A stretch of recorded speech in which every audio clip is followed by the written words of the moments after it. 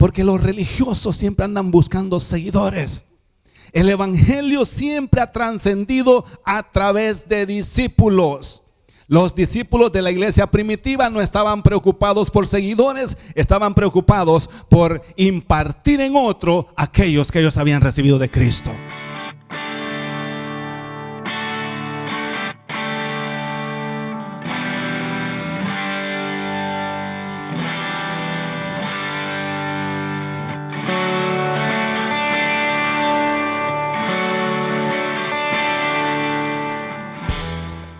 La verdad que es una bendición estar llegando hasta sus hogares para poder compartir la palabra del Señor y decirles de que acá Ministerio Restauración seguimos bien, seguimos orando por los pastores, los miembros, todos aquellos que de una forma directa, como siempre lo digo, han sido afectados por esta pandemia que tiene al mundo en problemas.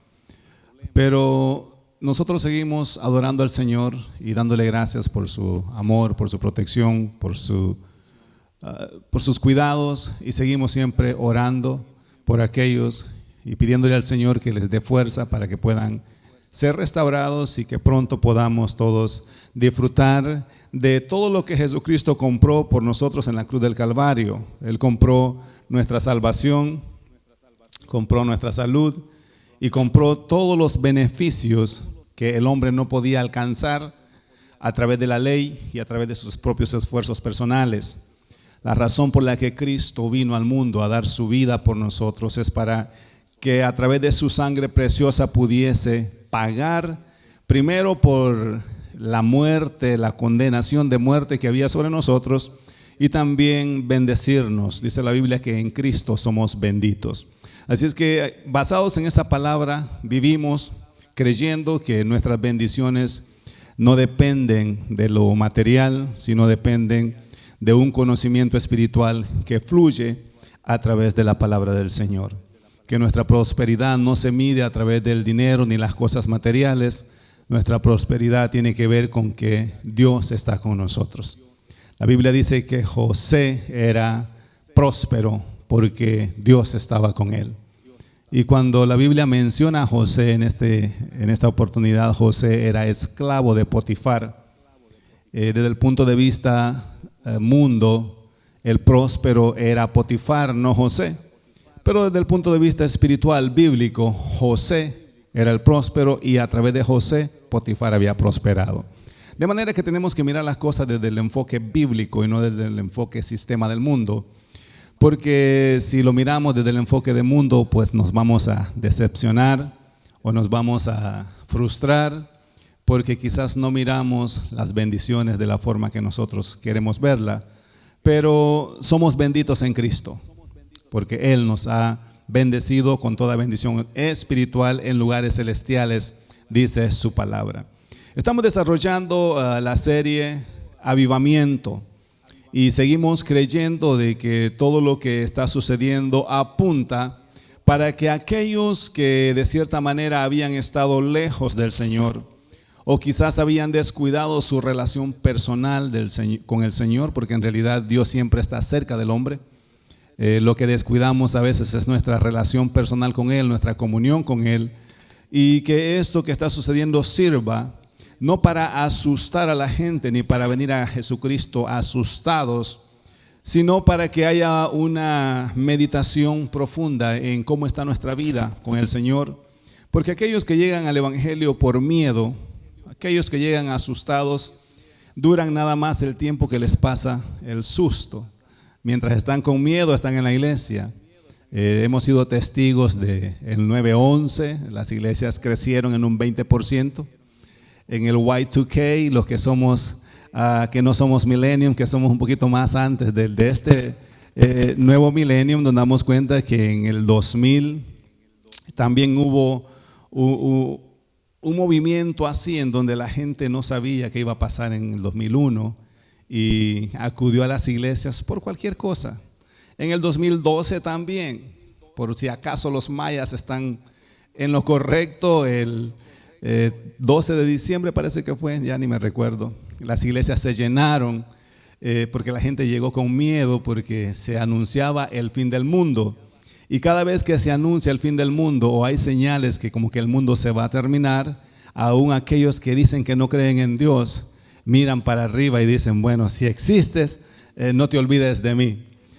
Creemos que todo lo que está sucediendo va a traer un despertar a aquellos que han estado con una relación descuidada con su Creador, y esperamos que esto sirva para que podamos meditar qué pasa con nuestras vidas, porque a veces nos entretenemos tanto en cosas que no tienen sentido, en pleitos, en celos, en competencias, en querer lograr lo que mis padres no me dieron, o querer ser exitoso en alguna área y sacrificamos a veces hasta nuestra familia, nuestras relaciones personales, nuestros amigos, por lograr algo que nos dé un poco de prestigio, estabilidad o qué sé yo, fama, cualquiera que sea lo que la gente persigue, y descuidamos lo que es nuestra salud y nos descuidamos sobre todo nuestra vida espiritual, porque ¿qué es el hombre sin Cristo? Jesús dijo, ustedes no se preocupen por el que puede matar su cuerpo, preocúpense por aquel que puede matar su alma y puede hacer que terminen en el infierno. Entonces, desde el punto de vista de Jesús, el cuerpo y la vida física no es tan importante como la vida espiritual. Pablo decía, para mí el vivir es Cristo y el morir es ganancia. De manera que si estás en Cristo, cualquiera que sea la circunstancia, la podemos enfrentar con optimismo y con valentía, sabiendo de que estamos con Él aquí y estamos con Él donde quiera que vayamos. Si vivimos, vivimos para Él. Si morimos, morimos para Cristo. Y ese tiene que ser el gozo del Señor en nosotros. Amén. Así es que no se preocupe, iglesia, no se preocupen familias, amigos, no nos preocupemos. Preocupémonos por una buena relación con el Señor y Él nos va a cuidar, nos va a dirigir. Y como dijeron los varones, amigos de Daniel, el Dios a quien le servimos nos puede librar del horno de fuego. Pero si no nos libra, igual le serviremos y no nos doblegaremos ante la estatua. Lo que significa que nuestra convicción y nuestra fe en Dios no tiene que estar basada en los favores que recibimos de Dios, sino en el hecho de saber de que le somos fiel a Él en cualquier circunstancia, porque hemos creído y hemos dedicado nuestra vida a Él, hemos consagrado nuestra vida a Él. No tanto por los favores o por lo que podamos recibir del Señor. Obviamente Él nos quiere bendecir, pero por encima de sus bendiciones está nuestra convicción de que somos de Él. Cuando miramos lo que sucedió con la iglesia primitiva, podemos ver que la iglesia creció en medio de circunstancias de persecución. No habían templos donde congregarse, no habían lugares, no habían mega iglesias, mega congregaciones, pero habían discípulos decididos a dar su vida por el Señor.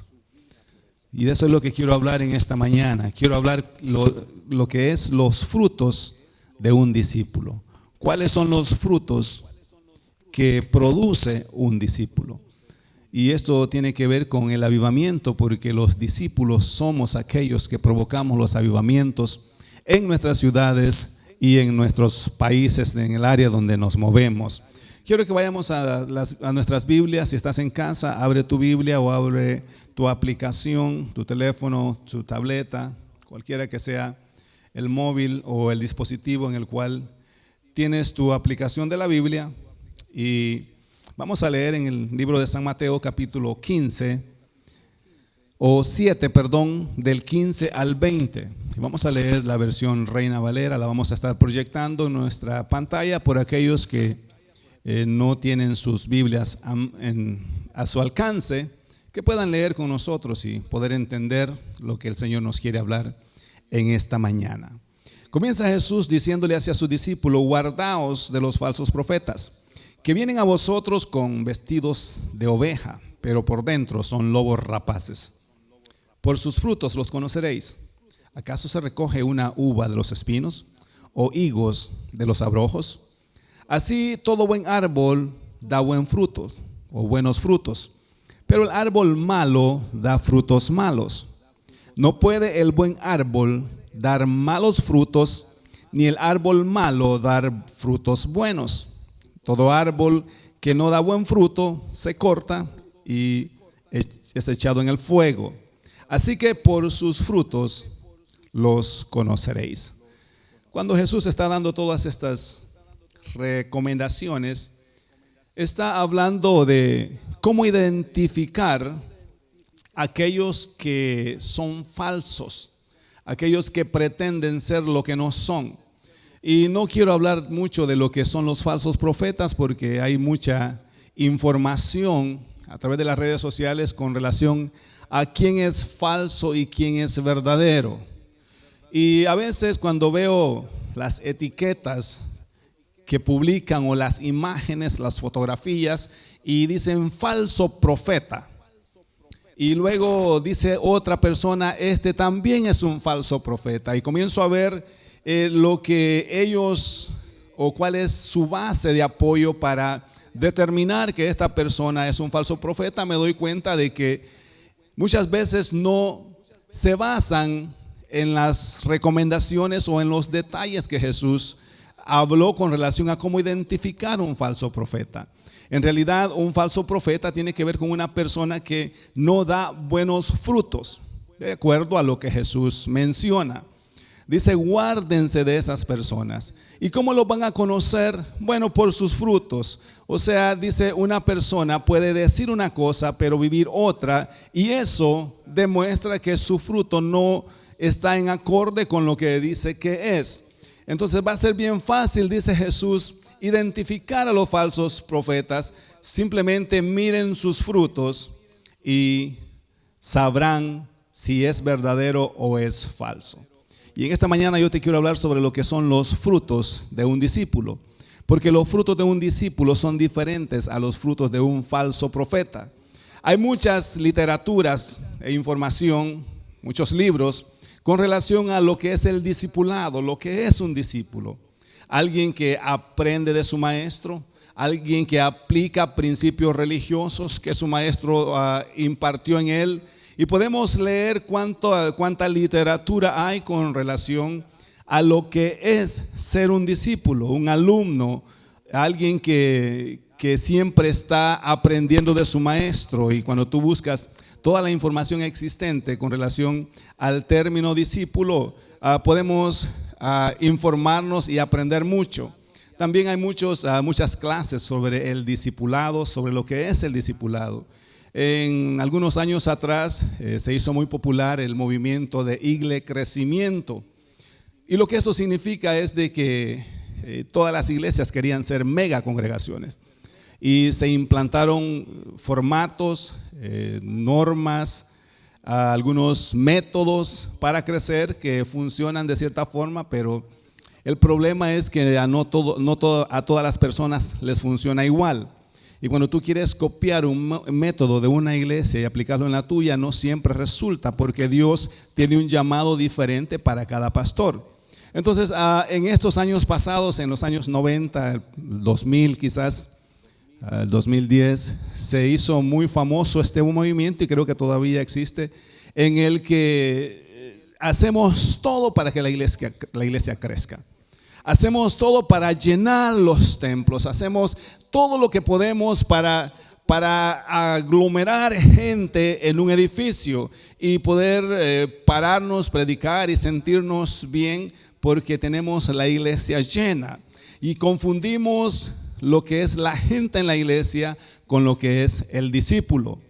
No es lo mismo un seguidor que un discípulo. Y quiero comenzar dándote algunas diferencias, algunos detalles sobre lo que, de acuerdo a Jesús, lo que Jesús habla con relación a lo que es un discípulo. Un discípulo es una persona comprometida. El seguidor no tiene compromiso. El seguidor no tiene compromiso ni fidelidad a su maestro. O sea, el seguidor es aquel que lo invitan y va, pero que no se compromete en ningún lugar donde va. Simplemente le gusta la iglesia, le gusta la música, quizás le gusta el ambiente, le gusta el convivir con los hermanos, hasta le puede gustar el mensaje del pastor, que a veces es lo menos que a la gente le gusta, pero vamos a ser extremistas, digamos que llegó y le gusta como predica el pastor, pero que no tiene ningún compromiso con relación a su creencia y a su fe. Entonces, un seguidor es una persona que no tiene compromiso ni es fiel al lugar donde se congrega. Ahora, el versículo de Lucas, yo quiero leerte un versículo más en Lucas capítulo 14, del 25 al 27, porque en este pasaje encuentro algo bien curioso de parte de Jesús. Porque dice la Biblia que grandes multitudes le seguían, y lo vamos a estar leyendo, porque quiero que vayamos entrando en lo que es la vida de Jesús en relación con las personas y cómo podemos ver que a Jesús no lo impresionaban las multitudes. Dice, grandes multitudes iban con él, y volviéndose les dijo: si alguno viene a mí y no aborrece a su padre y a madre, a mujer e hijos y hermanos y hermanas, y aún también su propia vida, no puede ser mi discípulo. Y el que no lleva su cruz y viene en pos de mí, no puede ser mi discípulo. Cuando la Biblia dice que iban multitudes, estamos hablando de miles de personas que iban siguiendo a Jesús. Y lo leemos con facilidad y podemos decir: wow, qué palabra más poderosa de Jesús hacia las multitudes. Pero cuando entramos en la escena práctica, podemos ver que no es cualquier líder espiritual que se levanta en frente de una multitud y les pone esta clase de condiciones para poder ser su discípulo. Entonces Jesús está diciendo: una cosa son los seguidores y otra cosa son mis discípulos. Para que ustedes puedan ser mis discípulos, estos son los requisitos que ustedes tienen que tener. Ahora, cuando nosotros leemos la palabra del Señor, siempre interpretamos la Biblia desde un enfoque evangélico pentecostal. Y eso es bueno.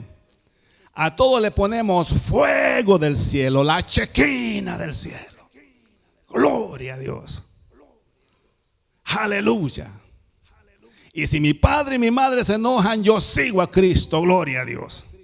Y si mis hermanas se ponen en contra, yo sigo a Cristo. Y si mi mujer se pone al brinco, también sigo a Cristo. No hay nada que me pare para servir al Señor. Aleluya, gloria a Dios. Pero cuando miramos la vida práctica, me convertí en un predicador de fuego ahorita.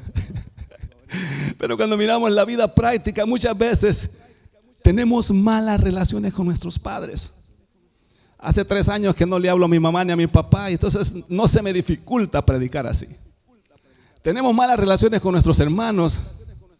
Años que no me hablo con mis hermanos ni mis hermanas. ¿Qué me importa? Predico con poder.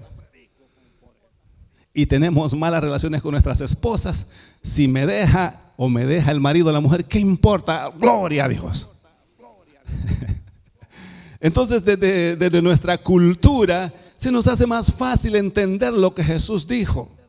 Pero ¿qué tal en la forma práctica como Jesús lo habló a la gente que Jesús le habló, a los judíos ortodoxos, en donde la vida familiar tiene otro significado? ¿Sabías que los judíos ortodoxos, que era la cultura a la que Jesús les dijo esto, los muchachos no tienen ni siquiera la autoridad y el poder para elegir a sus propias esposas?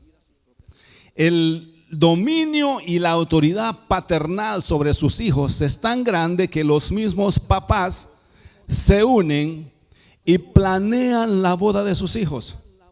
O sea, el papá mira a la vecina y habla con el papá de esa niña y le dice: mire, me gustaría que mi hijo se case con su hija. Y llegan a un acuerdo. En esto se mueven también intercambios monetarios. ¿Qué usted me tiene que dar por mi hija? O sea, un camello lleno de esto, lo que sea, de oro, aunque sea de garrapatas, pero le doy un camello. Entonces el padre dice, sí, este camello me conviene, o 3 camellos, o 8 camellos, dependiendo cómo esté la muchacha. Gloria a Dios por aquellos que tenían hijos, hijas lindas, tenían la oportunidad de pedir varios camellos. Yo creo que ningún camello vale lo que mi hija vale para entregársela. Bueno, un camello, no, esa es otra cosa. Pero esa es la forma en que la cultura funciona, especialmente la cultura ortodoxa. Entonces, tú sabías de que en esa cultura, después de que han sellado el pacto matrimonial, después de que han sellado el acuerdo, ya sea monetario o financiero, la primera vez que los muchachos se encuentran, les dan 30 minutos para que puedan hablar, para que se puedan conocer. Entonces imagínate, tú no conoces a la muchacha, ni la muchacha conoce al muchacho, nunca se han visto, pero ya hay un acuerdo que se van a casar. Y te ponen frente a frente en un cuarto y te dan 30 minutos para que se conozcan. Me llamo fulano de tal y me gusta esto, me gusta aquello. ¿Qué te gusta? Me gusta el color negro. Pero ¿qué tanto te puedes conocer en 30 minutos? Y después a los 30 minutos entran los papás y bueno, ya hablaron, ya se conocieron, ya saben que ustedes son los esposos, los futuros esposos, llevan la boda y aún el día de la boda, a las 6 de la mañana llegan los papás del muchacho a inspeccionar las sábanas para ver si la muchacha estaba en sí virgen como debería de estar. Ellos quieren asegurarse que la esposa de su hijo llegó virgen al matrimonio. Nosotros miramos la cultura judía y decimos, wow, pueblo bendecido de Dios. Sí, es verdad. Pero cuando investigas a fondo la forma de vivir, yo personalmente no quisiera vivir así. Hay muchas mujeres deseando ser liberadas de esa cárcel religiosa. Entonces los hijos no tienen autoridad en nada. Los padres llegan y comienzan a investigar, a ver qué está pasando y viven metidos en el matrimonio todos los días. O sea que ¿a dónde quiero llegar con todo esto? Que a esa gente, a esa cultura, Jesús tiene la valentía de decirles: yo soy más importante que tu mamá, yo soy más importante que tu esposa, yo tengo que tener el primer lugar en tu vida si quieres ser mi discípulo. Por eso te dije, una cosa es interpretar lo que Jesús dijo desde nuestra cultura y desde nuestro concepto religioso evangélico pentecostal, y otra cosa es interpretarlo desde la cultura ortodoxa judía, que era a los que Jesús les estaba hablando. Entonces para ellos fue un choque, venían grandes multitudes y cuando dicen: ¿cómo es posible que Jesús me está pidiendo que deje a mi mamá o que deje a mi hijo o que renuncie a mis hermanos? No digamos las cosas materiales, porque nosotros no tenemos nada que perder. Nos da lo mismo seguir a Cristo, no seguirlo. En lo material quizás muchos de nosotros no tenemos herencias como en la cultura de ellos. Los niños desde chiquititos son herederos de lo que sus papás tienen. Entonces sacrificar tu herencia. Por eso es que el hijo pródigo pidió lo que le pertenecía a él, porque esa era la cultura. O sea, por cultura te corresponde la heredad de tus padres. Entonces Jesús dijo: si no renuncian a todo eso, posesiones, familias, si yo no puedo ser el primer lugar, no puedo ocupar el primer lugar en ustedes, no pueden ustedes ser mis discípulos. Entonces los seguidores dijeron: pues está un poco difícil la cosa. Creo que sacaron sus teléfonos y comenzaron a darle un thumbs down en Facebook a Jesús. Se fueron a sus cuentas de Instagram y unfollow Jesus. Porque vivimos en una cultura donde todos queremos tener seguidores. O sea, publico una foto y quiero ver cuántos likes tengo. Y a veces ya no nos conformamos con el like, queremos un love it. Apenas le dio like a mi foto, no me le puso un love it. Qué mal amigo es. Y estamos llenos de un deseo de ser reconocidos. Hay una palabra que me gusta que se llama endopamina, que es esa sustancia que despide tu cerebro para que puedas disfrutar el placer, el gozo, la alegría. Es de lo que se llenan los artistas. Cuando hay miles aplaudiendo, su cerebro está produciendo endopamina y se siente, es como una droga que te hace sentir high.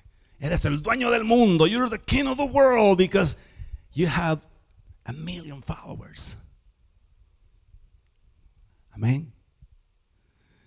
Pero la endopamina se te reduce cuando solo tenés 5 seguidores y 4 deditos para abajo.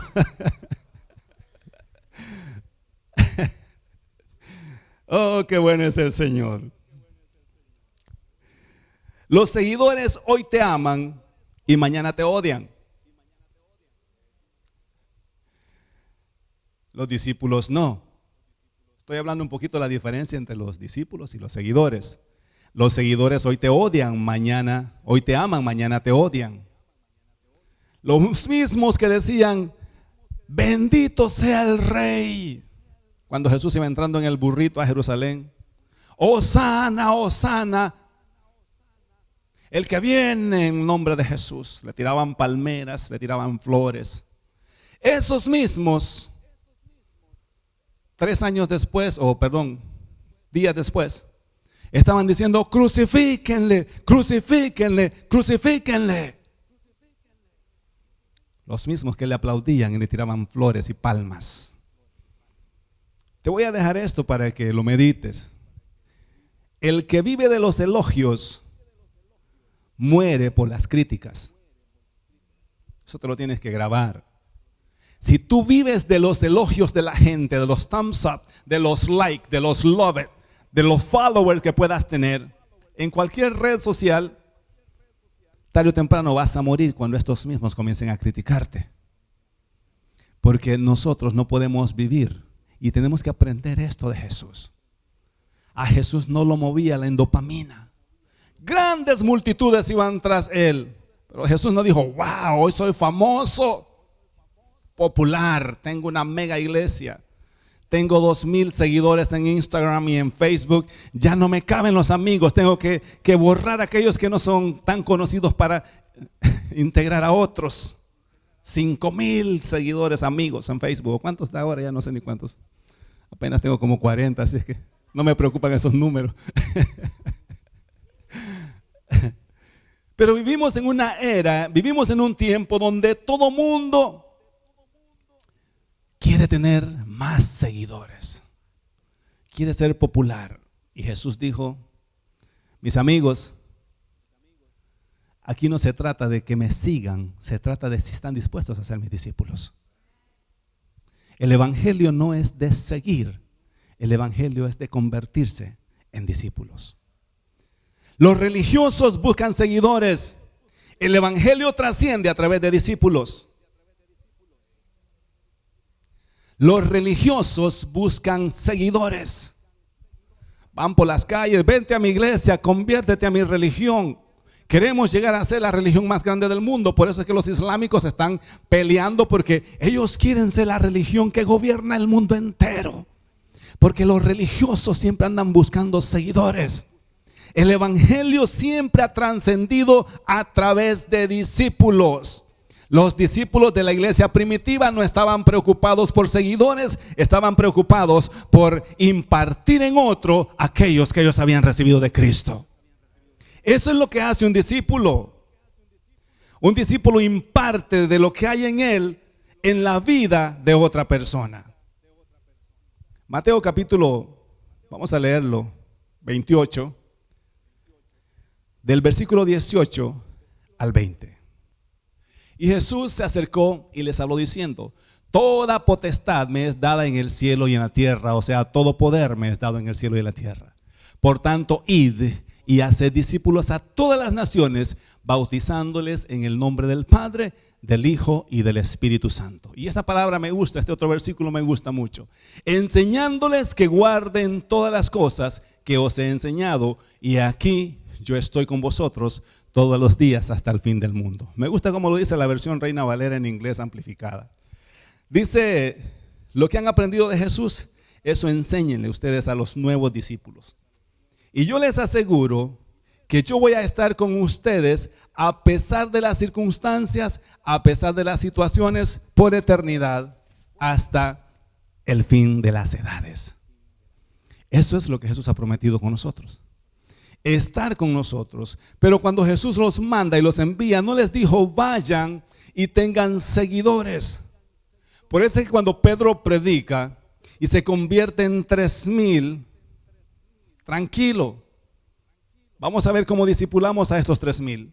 Luego Pedro predica y se convierte en 5,000, o sea, con 2 mensajes tenía una mega iglesia de 8,000 miembros. Pedro no dijo, bueno, vamos a buscar un local que acomode 8,000 personas y vamos a hacer cultos acá.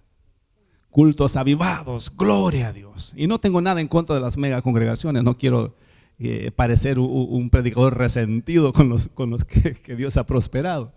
Gloria a Dios por las megas iglesias. Y Dios ha dado palabras para la iglesia de nosotros y estoy en apoyo y me gozo con aquellas congregaciones grandes. Lo que estoy hablando es de que no es tan importante tener la iglesia llena de seguidores, sino llena de discípulos. Porque son los discípulos los que le van a enseñar a otros lo que ellos han aprendido de Jesucristo. Uno de los frutos que Jesús espera de nosotros es que nos multipliquemos en alguien más. Uno de los frutos que Jesús espera de nosotros como discípulos es de que nosotros nos multipliquemos en alguien más. No es lo mismo invitar a alguien a la iglesia que multiplicarte en alguien más o discipular a alguien más. No es lo mismo. A lo mejor ya no te acuerdas quién fue el que te invitó a la iglesia. A lo mejor el que te invitó a la iglesia ya no está ni siquiera en la iglesia, o quizás ya en el mundo está, se fue para el mundo de regreso y tú te quedaste. Entonces el que alguien te invite a la iglesia no significa que está siendo discípulo, simplemente está trayendo seguidores. Porque el discípulo no es solamente el que te invita a la iglesia, sino que aquel que imparte de lo que hay en él en ti. Aquel que te explica las escrituras. Aquel que cuenta sus experiencias personales con Dios, no las experiencias de alguien más, porque no podemos discipular a alguien basado en las experiencias de otra persona. Para poder discipular a alguien, tú tienes que haber tenido una experiencia personal con Jesucristo, porque esa experiencia es la que vas a compartir con ellos. Cuando Jesús dice vayan y enséñenle a otros lo que han aprendido de mí, cada uno de los apóstoles había aprendido algo diferente de Jesús.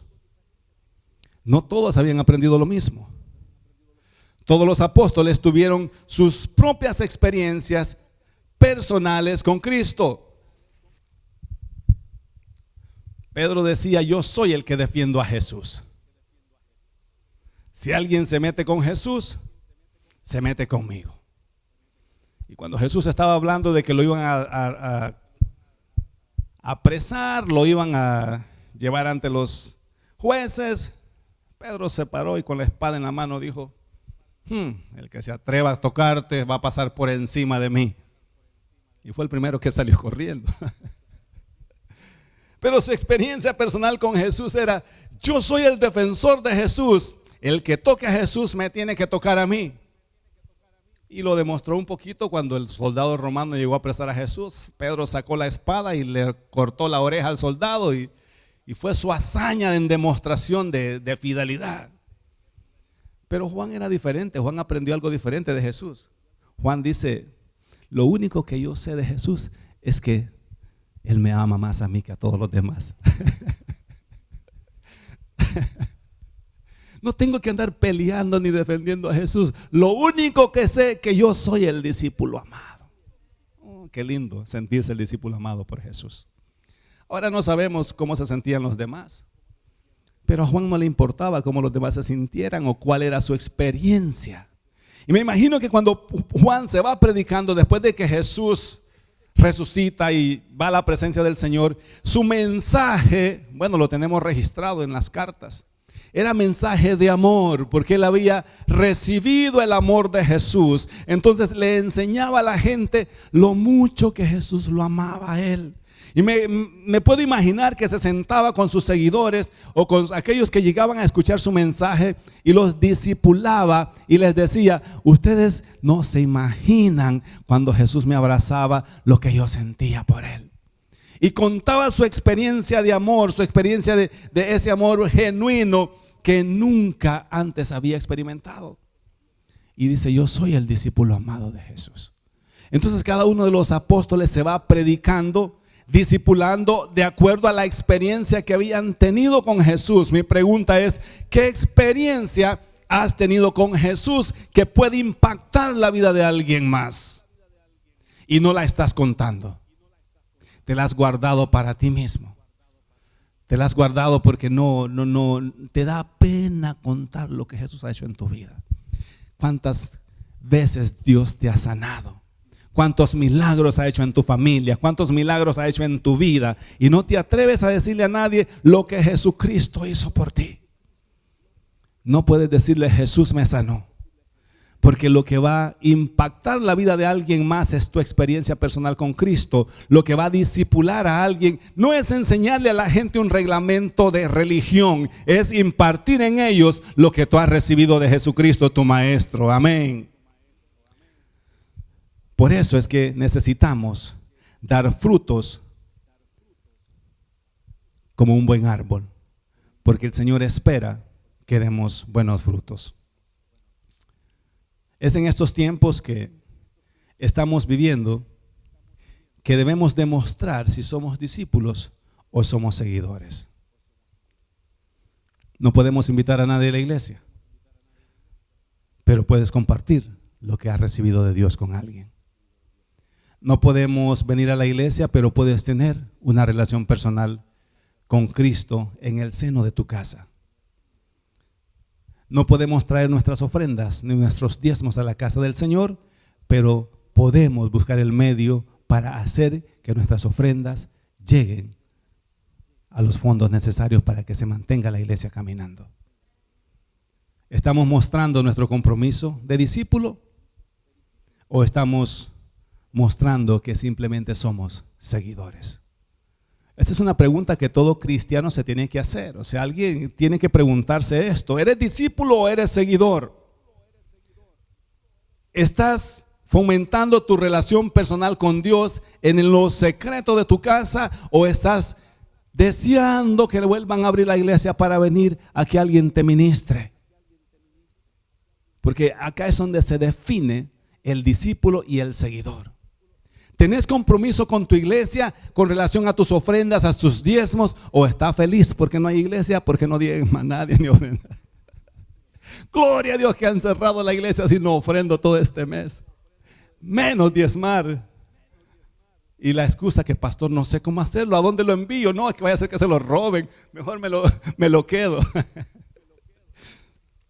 Son las preguntas que definen a un discípulo y a un seguidor. Creo que lo que está sucediendo en nuestros tiempos, en nuestras iglesias, está probando los corazones de aquellos que tenemos sentados en las sillas. Amén, aleluya. ¿Qué hay en tu corazón? ¿Hay un corazón de discípulo o hay un corazón de seguidor? Si eres discípulo, vas a llamarle a tu pastor y le vas a decir: pastor, yo no sé cómo está la tecnología, pero venga a mi casa, yo le doy el cheque de los diezmos y de las ofrendas. Te aseguro que el pastor va a ir. Aunque lo detenga el policía, tengo algo esencial que hacer. Porque ahora nos movemos por las cosas esenciales que hacemos. Y eso sí es esencial.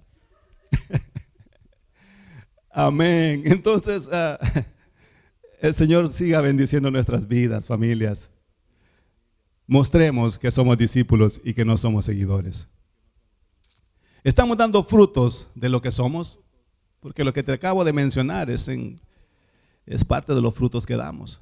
O sea, puedes compartir tu experiencia vivida con Jesucristo, con alguien más, de una forma práctica, sin andar con tanta religiosidad. Mira, si no dejas de chupar, al infierno te vas a ir condenado.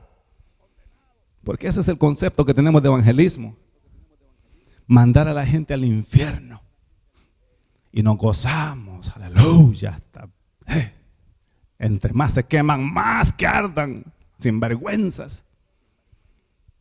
O estamos diciéndole de una forma práctica: mira, hombre, ese vicio que tenés lo podés superar. Esa adicción, yo creo que si probás a Jesucristo, creo que lo vas a poder superar. Te animo. Yo lo superé, yo salí de ahí. Cualquiera que haya sido el medio ambiente de donde Dios te haya sacado, y si nunca te sacó de nada, pues por fe dile que Dios lo va a sanar y Dios lo va a restaurar. Eso se trata. Eso es dar frutos, es compartir lo que Dios ha hecho con nosotros en la vida de aquellos que no conocen. Iglesia, somos los representantes de Cristo acá en la tierra. Y Cristo está esperando frutos de nosotros. Enseñamos lo que hemos aprendido de nuestro Maestro. Cada uno de ustedes ha tenido su propia experiencia personal con Jesucristo.